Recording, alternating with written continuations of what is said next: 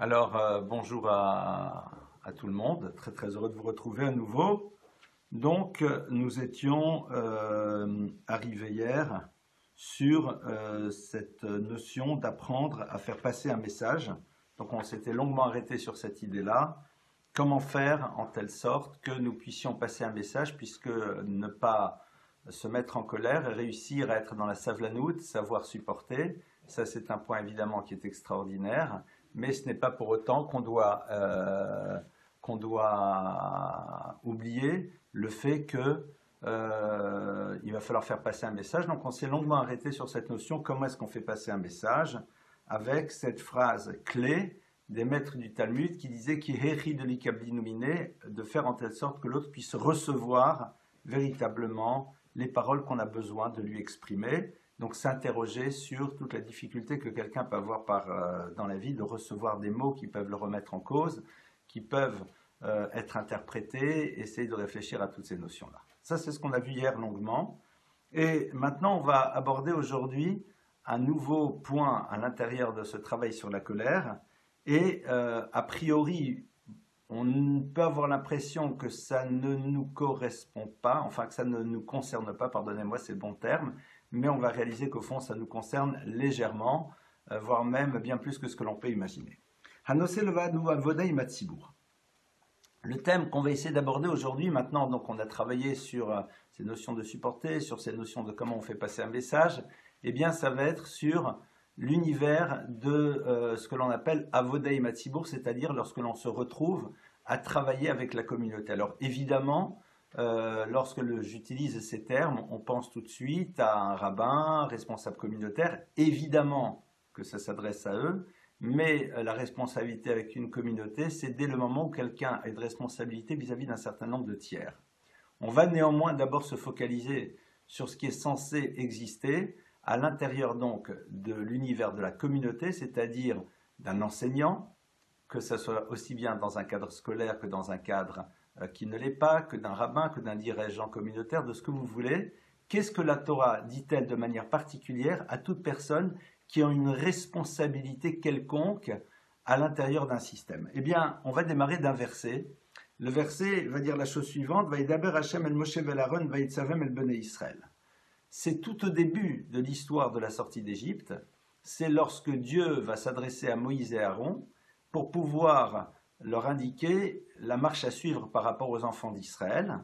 Et le verset exprime les choses de la manière suivante. Hachem parla à Moshe et Aaron et les a ordonnés à propos des enfants d'Israël. D'accord? Il les a ordonnés, c'est-à-dire il leur a donné un certain nombre de règles, d'ordres par rapport aux enfants d'Israël. Qu'est-ce qu'il leur a ordonné? Qu'est-ce qu'il leur a dit? C'est quoi? Et là, on ne voit pas. A priori, on n'en parle pas à ce moment-là. Eh bien, Rashi sur place nous dit au nom du Talmud, au nom du Midrash, voici les premières paroles qui sont adressées au peuple d'Israël par le Créateur de l'univers. Pardonnez-moi, les premières paroles qui sont adressées à Moïse et Aaron à propos des enfants d'Israël par le Créateur de l'univers. Il leur dit, voilà, j'ai des choses à vous dire, maintenant que vous allez endosser la responsabilité d'assumer le peuple d'Israël. Qu'est-ce que j'ai à vous dire? Eh bien, regardez. Amar lahem HaKadosh Baruch Hu, Dieu leur dit, Banai sarbanimem tachanimem. Il leur dit, mes enfants, c'est-à-dire le peuple juif, sarbanimem tachanimem. Ils sont des révoltés, ils sont fatigants. On dirait dans un langage un peu plus light, ils sont prises de tête. C'est-à-dire, sachez que le peuple juif n'est pas un peuple facile. C'est pas pour rien d'ailleurs qu'à un moment dans la Torah, on va nous appeler Am Kosher Oref, un peuple à la nuque dure, à la nuque rude. Et super, comme introduction. Et regardez la suite. Al menatken tiyu mekablin alechem. Et c'est exclusivement à cette condition que vous acceptez de prendre la responsabilité du peuple juif. C'est quoi la condition? Chez Yiyu me kaleli metrem, chez Yiyu me sakli metrem bavanim, d'être prêt à accepter qu'ils vont à un moment ou à un autre vous maudire et vous lapider avec des pierres. donc ici quelque chose qui est extrêmement bouleversant. On a donc ici un enseignement qui est en train de nous dire la chose suivante, c'est que Dieu dit à Moshe et Aaron, eh bien, qu'on soit bien clair, sachez une chose, c'est que le peuple d'Israël n'est pas un peuple facile. Si vous n'êtes pas prêt à vous en prendre plein la tête, n'y allez pas. Et c'est intéressant parce qu'on aurait parfaitement pu imaginer que ce soit le contraire. C'est-à-dire que, eh bien, à vous de leur apprendre à fonctionner comme il se doit, à vous... Non, non, pas du tout. D'aucune manière. D'aucune manière. Banaï Sachane, c'est leur réalité. Évidemment qu'en tant que peuple, ils se doivent de bouger, d'évoluer. Ça, c'est leur histoire.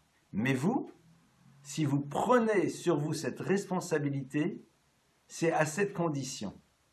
C'est d'être prêt à assumer toute la difficulté que vous allez avoir à vivre, qui est tout simplement l'expression de l'ingratitude du peuple, et non seulement de l'ingratitude dans le sens où vous risquez de ne jamais entendre merci, mais me kaleli metrem, ils vous maudissent, me sakli metrem bavanim, ils vous jettent des pierres, et vous continuez à assumer votre responsabilité.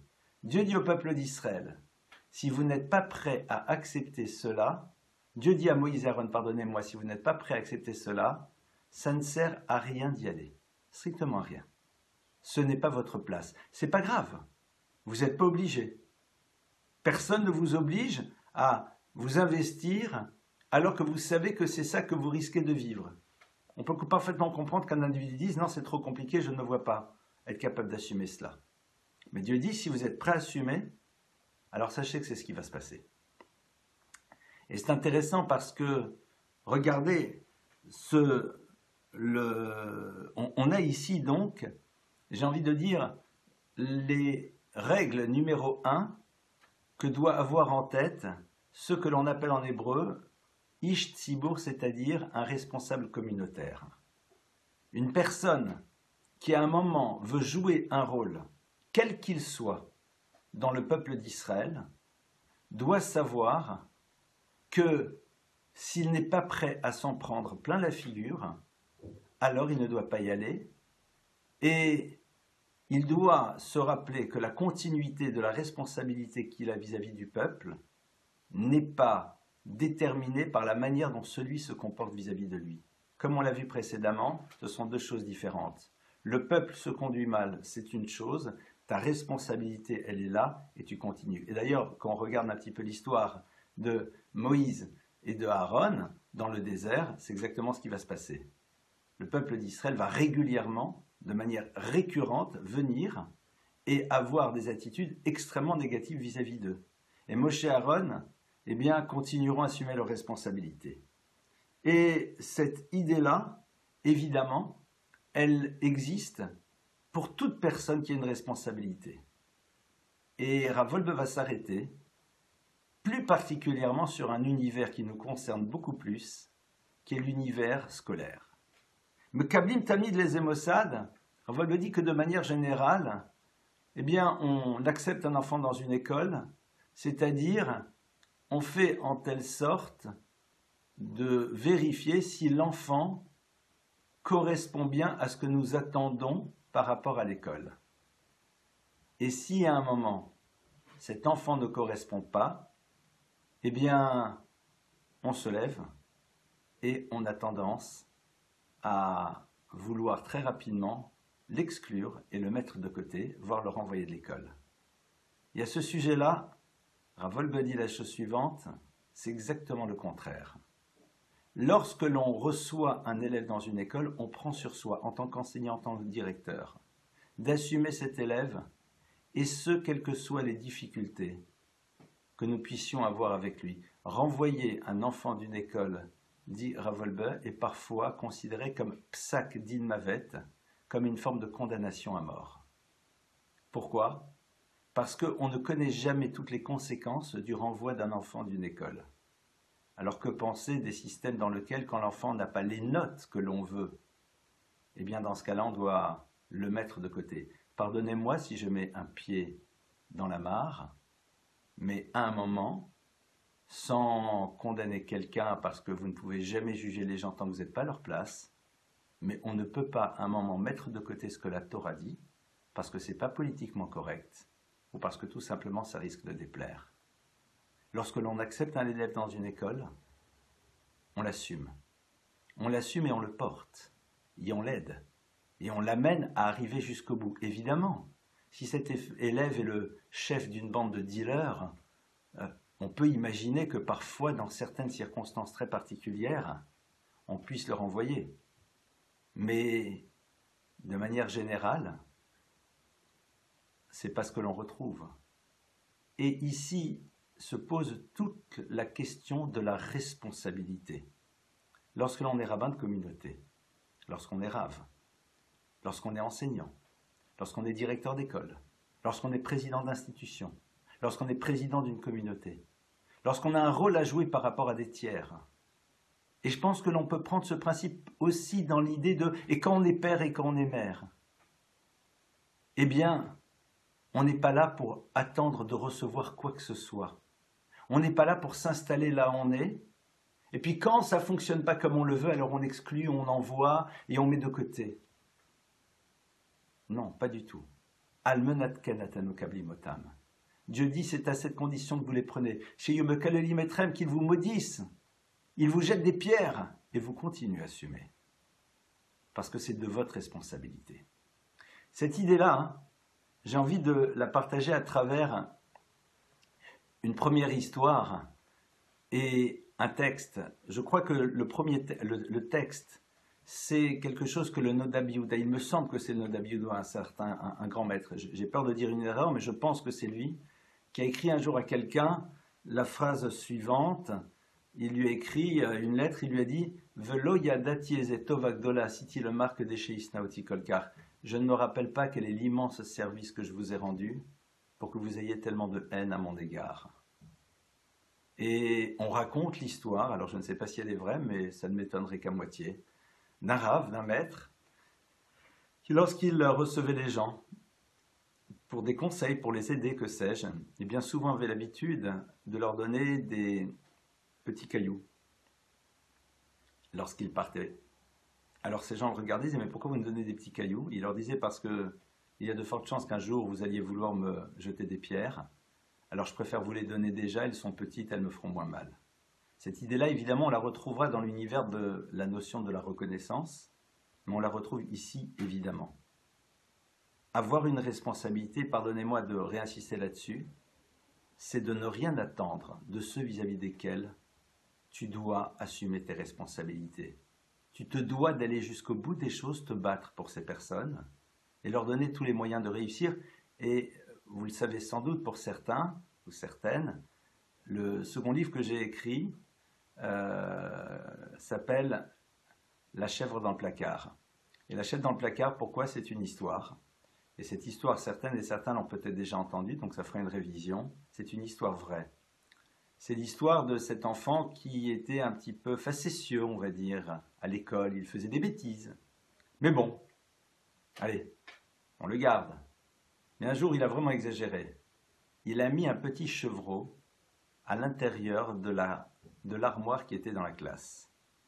Et donc, évidemment, ce petit chevreau étant enfermé à l'intérieur, lorsque les élèves le matin rentrent en classe, eh bien, le chevreau les entend. Il commence à prier, il prend peur, mais, que se passe-t-il? On ouvre l'armoire, le chevreau s'échappe, panique à bord, évidemment le coupable, on le repère immédiatement, et là, on se dit, quand même, il faut peut-être le renvoyer. Mais il y avait une règle, c'était une école qui appartenait au réseau Chabad, c'était en Russie, et il y avait une règle dans ce réseau d'écoles, c'est qu'on ne renvoyait jamais un enfant tant qu'on n'avait pas référé au rabbi de l'époque, qui je crois était le Rachab, c'est-à-dire qu'en 2 mots, même si un directeur considérait qu'il fallait renvoyer l'enfant, eh bien il fallait qu'il aille voir le maître qui dirigeait au-dessus de toutes ces institutions. Déjà, c'est intéressant de voir comment il y avait ce système qui était là pour prévenir un renvoi qui n'avait pas lieu d'être. Et rien que ça, c'est déjà extraordinaire. Et on l'amène, il se retrouve devant ce maître et on raconte tout. Et ce Rav a dit, j'ai l'impression que là, vraiment, too much, comme on aurait dit aujourd'hui, c'est trop. Tu dois, à mon avis, partir de l'école. Et l'enfant regarde le Rav et lui dit, d'accord, mais je vous rappelle qu'en me renvoyant moi, vous renvoyez non seulement moi, mais aussi mes enfants, mes petits-enfants et mes arrière-petits-enfants. Et évidemment, l'enfant est resté à l'école. Et cette histoire est vraie. Elle est racontée par les descendants de cette personne qui, par la suite, se sont retrouvés en terre d'Israël et ont fondé de très belles familles. Ça veut dire quoi? Ça veut dire que, comme le dit Rav Wolbe Psak Din Mavet, on ne peut pas se rendre compte, et je peux vous raconter des histoires que j'ai vécues, avec entre autres un maître qui s'appelait le Rav Freikin, qui avec des garçons qui étaient avec moi à la yeshiva, eh bien, faisait de grosses bêtises. Et il a décidé de ne pas les renvoyer. Et aujourd'hui, je les connais, ce sont des gens exceptionnels qui ont construit de très belles familles. Et on peut imaginer ce qui se serait passé s'ils s'étaient fait renvoyer et s'étaient retrouvés un petit peu livrés à eux-mêmes, ou alors dans des environnements beaucoup plus toxiques. Et ça, c'est quelque chose de fondamental.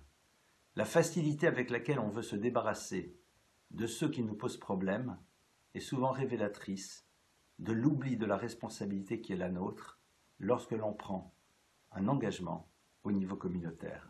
Il en est de même, évidemment, au niveau de la famille. Combien de fois on a envie de jeter un enfant ou alors de régler son problème vite fait, bien fait, parce que tout simplement cet enfant nous pose problème. Et il faut être aussi près dans sa tête à ne pas avoir de la part de nos enfants les réactions que l'on attendrait. Parfois, en effet, ils vont être un petit peu à l'image de ce que Dieu dit au niveau du peuple juif. Ils vont réagir mal. Ils ne feront peut-être pas tout de suite preuve de reconnaissance.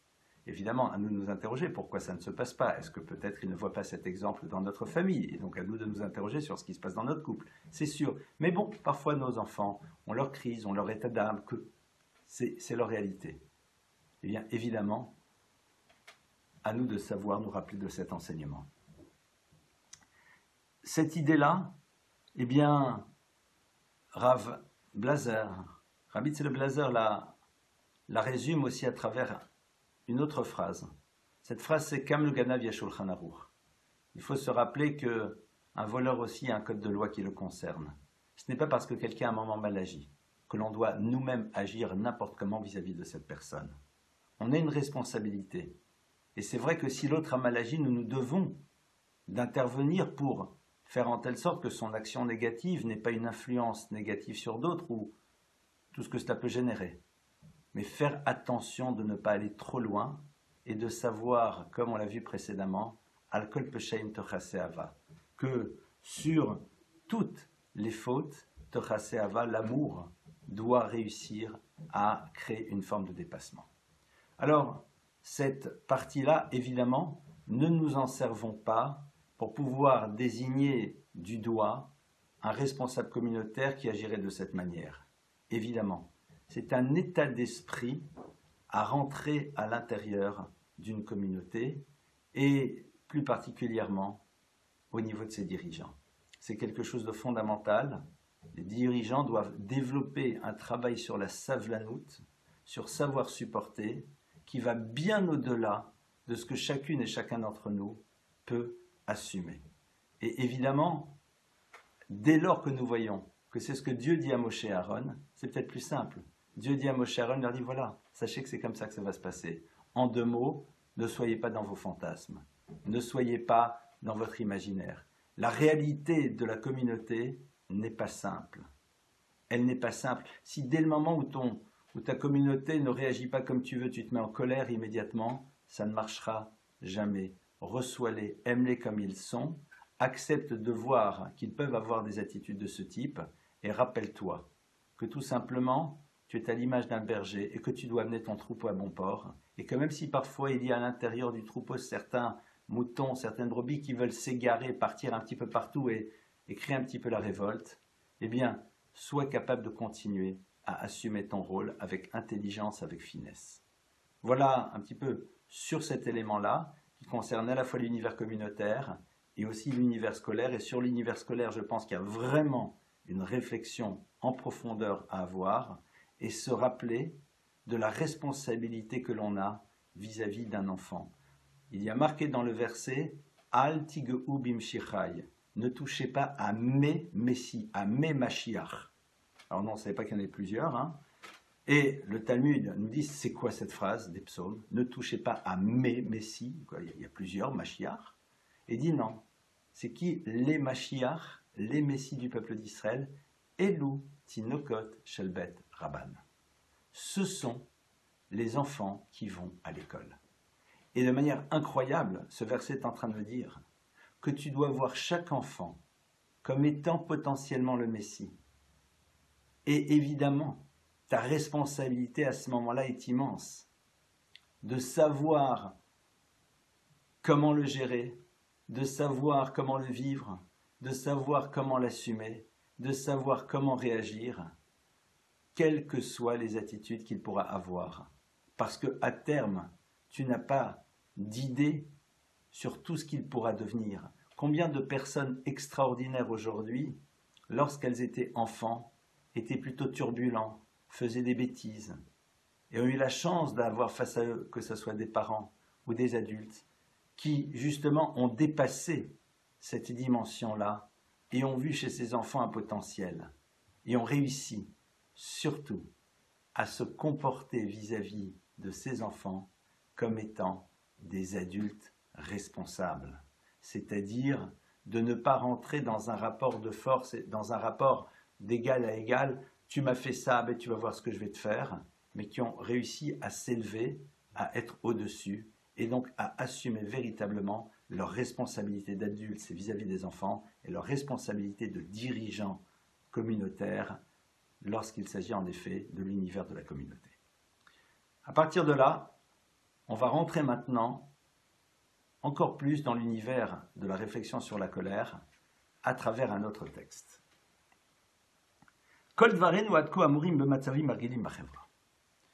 Jusqu'à présent, nous avons parlé de situations classiques auxquelles on peut être confronté, mais la question qui se pose, c'est que on peut aussi dans la vie être face à des situations qui sont très bouleversantes, qui pourraient nous amener vraiment à nous mettre en colère parce que là vraiment ça ne va pas. La question est de savoir qu'est-ce qu'on fait. C'est-à-dire, bien sûr, il y a la colère, je t'avais demandé de ramener la baguette, tu n'as pas ramené la baguette, tu as ramené la ficelle, je t'avais demandé ceci, tu n'as pas fait cela, etc. Bon, ok, tous ces cas-là, on a travaillé dessus. Et puis il y a parfois dans la vie des situations plus complexes. Des situations dans lesquelles quelqu'un s'était engagé à faire quelque chose, on a compté sur cette personne, et cette personne n'a pas assumé, ça a eu des incidences et des conséquences, c'est pas simple. Comment est-ce qu'on fait? Comment est-ce qu'on fait? Puisque on a vu ô combien la colère était quelque chose de dangereux. Comment fait-on dans des cas dans lesquels on pourrait dire qu'il s'est mis en colère, mais on comprend pourquoi il s'est mis en colère, tu as vu ce qui s'est passé. Comment fait-on? Comment fait-on dans des situations pareilles pour à la fois faire passer les messages, évidemment, et ne pas tomber à l'intérieur de cette colère qui pourrait être quand même, on va dire, justifiée. C'est-à-dire, c'est waouh, c'est énorme ce qui s'est passé dans un cas pareil. On peut quand même s'interroger sur ce qu'on doit faire. Et on a ici un enseignement extraordinaire du Talmud, un enseignement hallucinant. Ce texte du Talmud, il est dans le traité de Brachot, page 7a, et je vais vous le lire. Amar Rabbi Yochanan, Mishum Rabbi Yossi Menaim Shakadosh Baruch Hu Mitpalel. Alors, question déjà très surprenante des rabbins du Talmud, il dit, d'où savons-nous que Dieu prie? Dieu prie, il prie à qui? À lui-même. Donc rien que déjà, ici l'histoire elle est spéciale. Le Talmud développe et te dit que Dieu prie. Déjà, c'est surprenant. Mais le Talmud continue, il dit, ah, Dieu prie, super. C'est quoi la prière de Dieu? Maï matzle. Que prie-t-il? C'est quoi la prière de Dieu? Nous on connaît notre prière, mais c'est quoi la prière de Dieu? Amar Rav Zutra bar Tuvia Marav. Rav Zutra bar Tuvia dit au nom de Rav. La prière de Dieu, c'est Yehi Ratson Milefanaï. Que ça soit un effet de ma volonté. Shirbeshur Achamay et Kaasai. Que ma miséricorde puisse dépasser ma colère. Veyagulu Rachamay al Midotai. Et que l'expression de ma bonté soit celle qui émerge au-dessus de tout le reste. Et que je puisse juger le peuple d'Israël, mais non pas suivant la stricte application de la justice. Donc déjà, Dieu se prie à lui-même quelque chose. Et cette prière, elle est très surprenante et on va essayer de comprendre pourquoi. Et suite à cela, le Talmud nous dit, oui, en effet, Tanya Amar Rabbi Ishmael ben Elisha. Rabbi Ishmael ben Elisha a enseigné.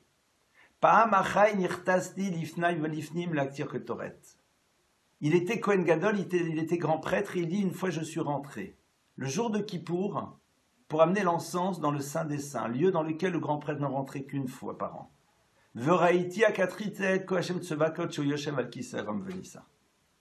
Et évidemment, il décrit quelque chose, une expérience mystique, une expérience spirituelle. Il dit, j'ai vu Dieu assis sur son trône. Évidemment, on est de nouveau ici dans des anthropomorphismes. Et Dieu me regarde et me dit, Ishmael béni, Ishmael mon fils, Bacheni bénis-moi. Donc là, que se passe-t-il? Et Ishmael, Rabbi Ishmael, qui est grand prêtre, n'est pas du tout déstabilisé par la question. Et il répond, Yehi ratson milefanecha, que ce soit un effet de ta volonté. Que justement ta miséricorde dépasse ta colère, et que tu fasses en telle sorte que l'attribut de bonté soit celui qui aille au-dessus de tout, et que tu juges tes enfants non point dans la stricte application de la justice. Et le texte continue et nous dit, et Dieu à ce moment-là, dans une forme de geste d'assentiment, évidemment on est toujours ici dans des images, il dit, eh bien oui, j'accepte cette bénédiction. Évidemment, ce texte est très curieux. C'est quoi cette histoire que Dieu demande à ce qu'on le bénisse? C'est quoi cette histoire de prière de Dieu? On va y revenir, mais il y a ici une question qui se pose, et pardonnez-moi si je vais faire aujourd'hui de cette manière les choses, parce que dans une minute ou deux, nous allons conclure ce cours. Et comme je l'avais dit aujourd'hui, les personnes qui ont des questions, eh bien, pourront les poser pendant une dizaine de minutes et 10 à 15 minutes après le cours. Comme ça, le cours est terminé, les personnes qui ont besoin de repartir peuvent repartir. Eh bien, la question qui se pose, au-delà de c'est quoi cette histoire de bénédiction, c'est intéressant de voir que c'est la colère qui est là. Mais posons-nous une question évidente. Que ma miséricorde aille au-delà de ma colère. Dieu, bénis-toi autrement. Et dit que je ne me mette point en colère. Quelle est ma prière? Que ça soit un effet de ma volonté, que la colère n'existe pas. Bénédiction que donne Rabbi Ishmael ben Elisha à Dieu, avec toute cette incompréhension pour l'instant de ce que ça veut dire, eh bien que ce soit un effet de ta volonté, que la colère ne soit jamais présente. Or, ce n'est pas ce qu'ils disent. Pourquoi? Telle est la question à laquelle nous allons essayer de répondre demain, en essayant de comprendre ce texte qui est quand même extrêmement énigmatique, mais vous allez le voir, qui est passionnant au niveau de son développement. Je vous remercie pour votre écoute. Bezrat Hashem, ce soir 20h, cours sur les Pirkei Avot. Ce soir, de 20h30 à 21h30, un cours qui aura lieu tous les mercredis soirs, qui aura comme thème une notion de la paracha. Et cette semaine, nous sommes dans une paracha très particulière dans laquelle on va énormément parler de l'univers de la relation à l'autre. Donc, le thème sera la relation à l'autre dans la Torah, à travers un certain nombre de versets. Donc c'est ce soir de 20h30 à 21h30. Demain, Bezrat Hashem, on se retrouve pour le cours sur, toujours le travail sur soi. On va essayer de répondre à cette question. Et demain soir, je vous rappelle aussi, de 21h à 22h, il y aura un cours spécial sur repenser la communication actuellement à l'intérieur de la famille. Je vous remercie et maintenant, nous allons passer aux questions que vous pouvez avoir.